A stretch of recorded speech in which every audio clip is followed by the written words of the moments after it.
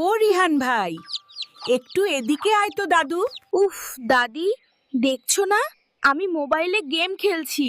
আরে রাখ তোর গেম, আমি চশমা দিয়েও সুতা লাগাতে পারছি না। জলদি এদিকে আয়।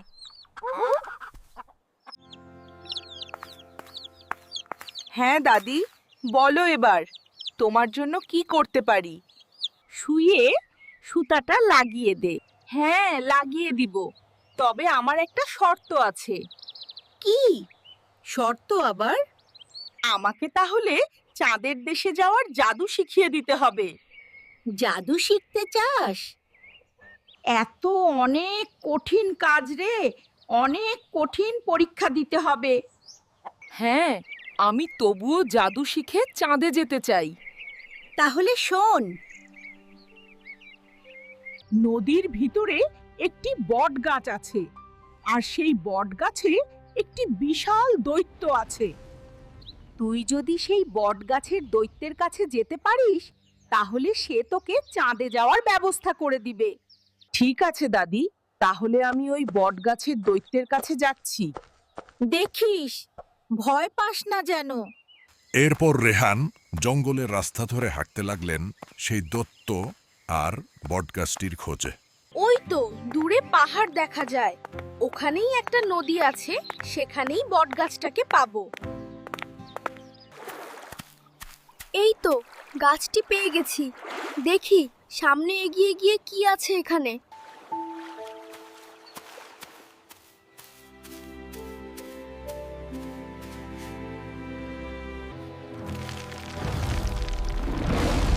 কে রে, তুই এখানে কি চাস?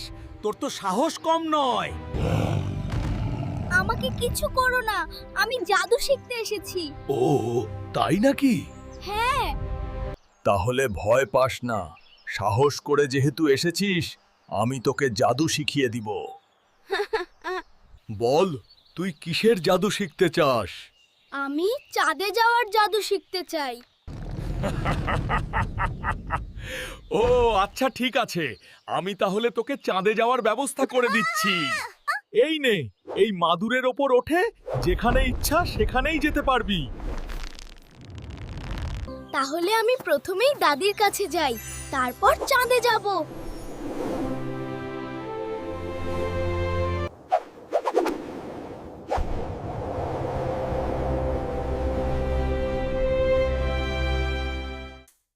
সেই যে নাতি ছেলেটা গেল, এখনো বাড়ি ফিরলো না। কি যে হলো কে জানে। এই তো বাড়ি দেখা যাচ্ছে, এখানেই নামি।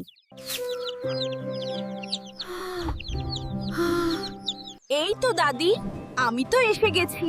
আর চিন্তা করো না, সাথে দৈত্যের কাছ থেকে জাদুর মাদুরও এনেছি। ঠিক আছে বাবা, এবার নিচে নেমে আয়।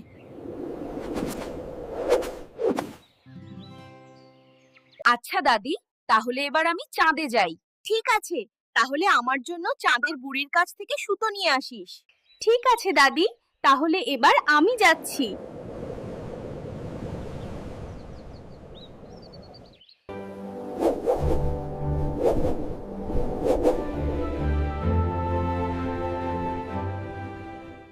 ওই তো চাঁদ, ওখানে আমি যাব। এবার আমার স্বপ্ন পূরণ হবে। কি মজা, কি মজা।